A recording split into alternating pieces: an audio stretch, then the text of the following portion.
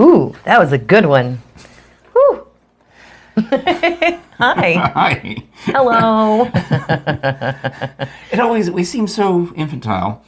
Hi. Hi, hello. No, I mean it because I don't know where I'm thinking, where do I pick up? Do I pick up you saying that, oh, that was a good one, like as if you had passed gas, when all you really did was clap. Give us an audio sync clap? Or do I start after that? You know, that's what goes through my head. You know where you should start? So when you give me this grounded look. Hello. Hello.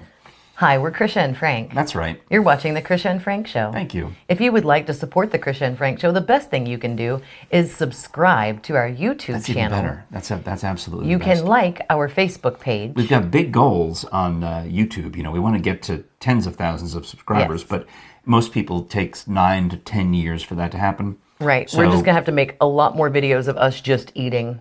Yeah. Yeah. We have not had enough food videos lately. I'm because starving. If you look back at our most successful shows, the one with the hiccups in the title is number one. Because people click on it by mistake thinking we're going to offer a cure for hiccups. Yeah.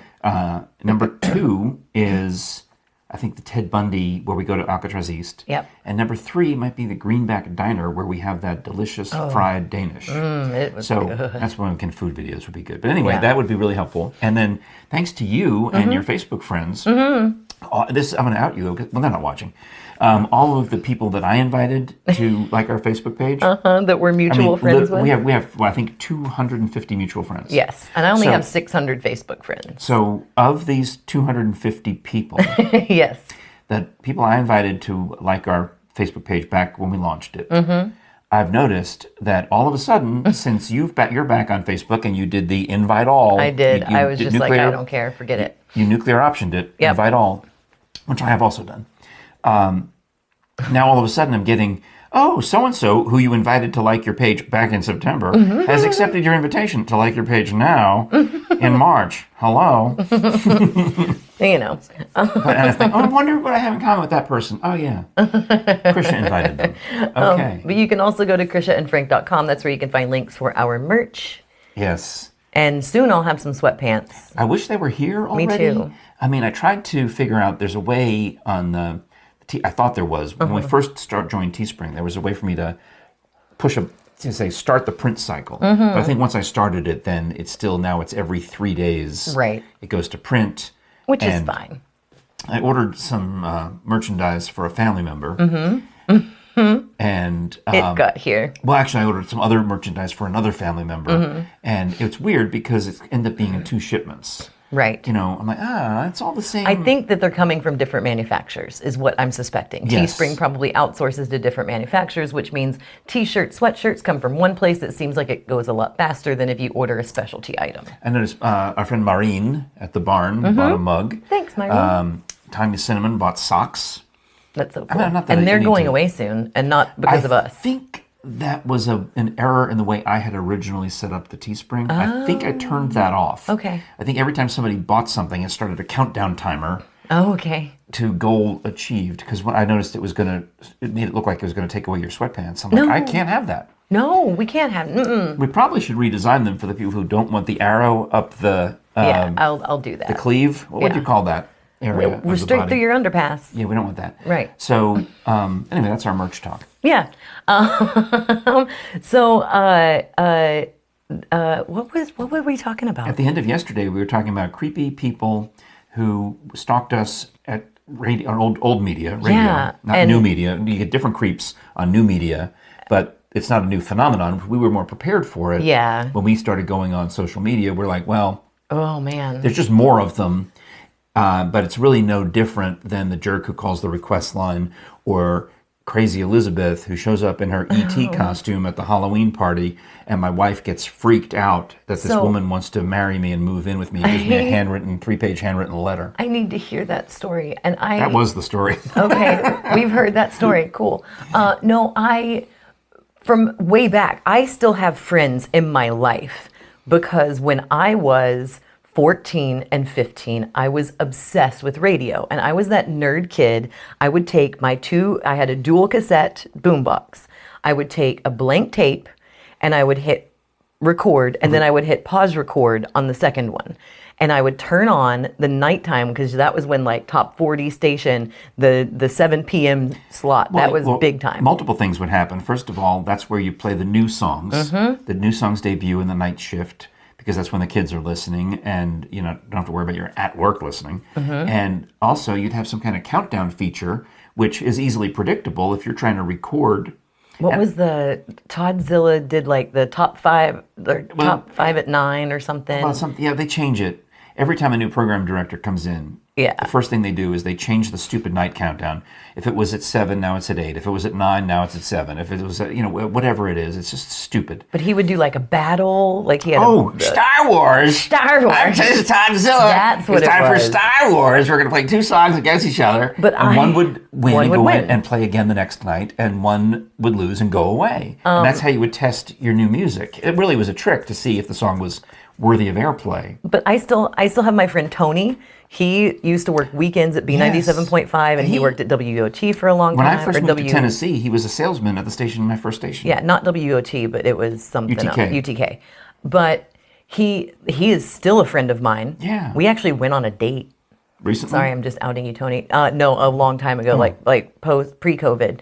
Kind of a date. We just hung out. But he's still my friend. Greg Glover, who is in Chattanooga, is still my friend. Nice. And I made Toddzilla, if he were alive, was still my friend. Okay. He sent me a birthday present up until every single year. Oh, no kidding. Up until the year before he died, he sent me a birthday present every year. Whether I lived in Orlando, I got my very first Amazon gift card from Toddzilla. Wow. When I lived in Orlando. Because when I met you, I think Toddzilla I guess he was still alive, but was not, he had COPD. It was sad. But I would call radio stations. I was 14, 15, and I was You occasionally called me, but I think I also had already known you from improv. I never called you as a child. No. You were 25. But we knew each other, and I would call you and bother you. Yeah, I knew you from improv first, and then you would call. I would call you to mess with you. I had 2 people who would call me that I would enjoy speaking with, and one was you, and the other was Gish, who used to be a radio program director. And I mean, seriously, Gishelle, if you ever watch the show, feel free to call sometime, because I would talk 15 minutes about radio. Yeah. Oh, great call. Great conversations. I would call because I wanted to know about radio. I wanted to know how it worked. I was obsessed with the actual job. And that's how I got into radio. I got a board op job at WIMZ when I was 19. So you were not the crazy stalker who calls on the request line. I probably was, but all right. In and of itself, they're still my friends. When you were a kid. Yeah. Well, that's proof. Yeah. Because, the ones who are nut jobs, you block them on Facebook, or you block their number on your phone, or you watch out. I mean, when I was, I think, at the oldies station, there was this woman, I kind of remember her name, but I won't say it. Yeah. Who I guess was fond of me because she would send me these letters and show up with her grandchildren at remotes that I would do, especially in Maryville. And it was a little too close, a little too uncomfortable. Oh, man.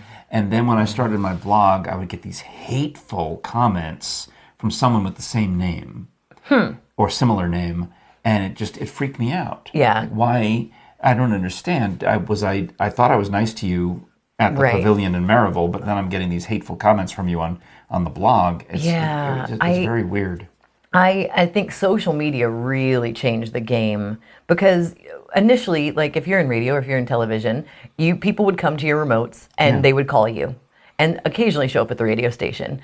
And now, if you're in media, people can find you. You can Google someone's name if you know their real last name, which is a lot why people don't use their real last names. You can Google them and find their address and their phone number. Easy. It's terrifying. Can I tell you, there's a guy, and I don't know if he's special needs or not, but for whatever reason, I love special needs people.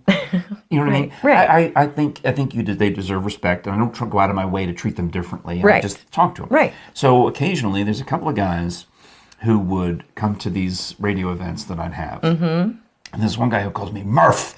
Murph, it's a conference, Murph. He would call me on the request line. Murph, give me your conference. I don't actually know his name. But he would listen to me on one particular show, and he would get angry at the other DJs who were making fun of me.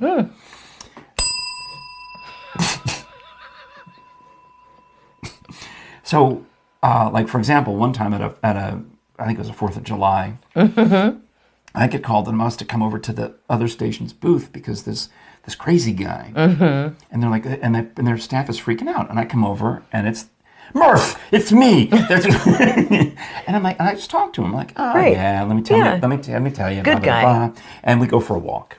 Nice. And the problem goes away because he just wants someone to listen to him. He just wants to be heard. That's all it is. Right. Just because he speaks with a weird voice doesn't mean he doesn't deserve to be heard. And it's communication. It's so the rest of the story? The rest of the story. I got in trouble from my boss because they thought this guy had threatened to hit a DJ, right? So here's what happened is he does something. He says something at one of these at these booths at some car dealer. Yeah. And he says something. And it gets reported up the chain as a threat against DJ X.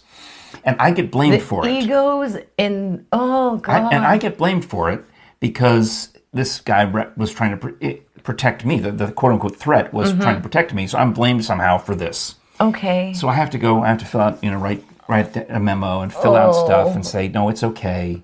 And next time I talk to him, I'm like, dude, don't get me in trouble. You can talk to me anytime you want, but just, Yeah. This kind of stuff. And he's like, I wasn't saying anything. and he was misunderstood. Yes. And it was like you said, it was some fragile ego who decided to play the victim. The thing that the worst is, who cares? Let it go. What's he going to do? Well, there are crazy people. Okay. Now flip it.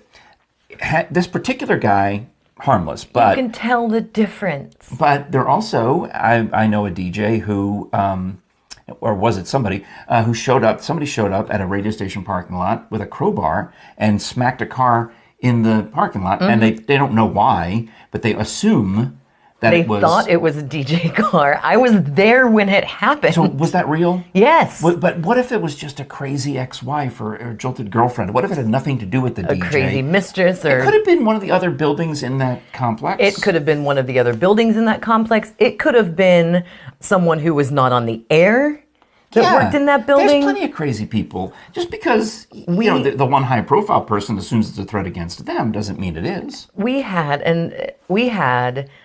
a couple that came to every single thing we did, everything, and became when I went to the hospital and had surgery, they brought they sent flowers. Did Toddzilla send you anything? No. He was probably dead. He was dead by then.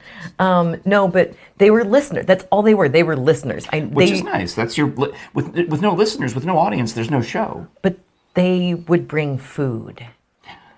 And they would bring food often. And I had a very hard and fast rule that I appreciate it, but unless it's like packet, like she would make cakes and she would make cookies, and that's very thoughtful. And it's so thoughtful, but I just had a very hard and fast rule that I don't know you. I'll advise you if you are watching if you're one of those people. TV and radio people get so much food already. Yeah. That is not from companies.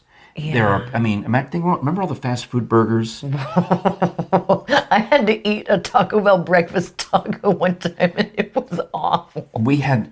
Seriously. I had to talk about it like it was delicious. You have no idea how many times somebody brings a bag of cold burgers because the salesperson has gone at 9 a.m. and picked up a bunch of the latest burger from chain Hardee's X. I'll just say it. I don't care. I eat so much Hardee's. And then by the time you get off the air at 10 or 11, they say, oh, I brought you lunch. But it's cold by then because they didn't bother to go get it fresh. And then they want you to do a social media video of check out their new burger. And it's got cold barbecue sauce. The lettuce is just wilted, the cheese. And you're supposed to make a video of you eating this burger. I know. I enjoy an occasional piece of hot fudge cake, but when you have to have when someone's watching you eat it, oh God, I don't, That I honestly, it's traumatizing to the point to where I don't want to talk about it anymore because they're what we can talk about instead? We could talk about death and decay, things that might kill you, and if you get poisoned, maybe Dr. Bass can figure out how. Bonezones.com. Don't forget the S. The source for all of Dr. Bill Bass's merchandise and his books, the Jefferson Bass mystery novels, which are fantastic. And because it's been over a year since he's been able to go out there and do autograph signings, this is the way for you to get involved and do something with Dr. Bass. Get him to sign a picture for you. Get to do some shopping for birthdays or whatever. And they have not just the tumblers, they've got the tote bags that I'm a big fan of, but you can also get all of Dr. Bass's books, his fiction books and his nonfiction books, which I'm a big proponent of the books. Books are terrific. I'm checking to see if they got any Art Bohannon stuff left because that was selling quick. They had the inventory sale. Oh yeah, look at that. The numbers are going on Watauga, which is the newer books. They have a few more copies of that. But Prince of a Man, forward by Dr. Bass, that's the story about Art Bohannon and his fingerprinting days, are going. And you got the beautiful T-shirt with Art and Bill on it. Yeah. So get those for $30. You get a T-shirt and a book. Yeah. Because I guess they got some new ones coming in. They got to get those out. And there's only, seriously, there's maybe a handful left of each of them. And then you can see the numbers there when you go to bonezones.com, scroll all the way down to the bottom. Don't forget the S. All right. And tell Susan we said hey. She's doing well. She's good. Happy to help us out with stuff. It's Taco Tuesday. If you hadn't said Taco Bell in that earlier segment, we might have forgotten. Oh, I wouldn't have forgotten. I love Taco Tuesday. Oh, wonderful. Yeah. All right. Well, should I? You pick. I don't want to see. I don't know what any of them are. Neither do I. These are. I can tell by Jerry's handwriting. Jerry wrote them from our submissions. We've got text submissions. We had some email submissions. Yeah, I sent it to Krisha and Frank at gmail.com, and then we forward it to Jerry. 865-236-0399. Thank you to everyone that has texted and sent messages and I stuff. just made a ton of noise in the mic. Yes, so you this is did. the one it's going to be, whatever it is. Okay. All right. Now we must talk about. This is tough. Man. Can I put it back? No, okay. What is the first hard lesson you remember learning? Well, all right, I'll start. I don't know if this, all right. We were talking yesterday about my dad used to take me to these weird, odd things. I would go to the Saturday Morning Boys.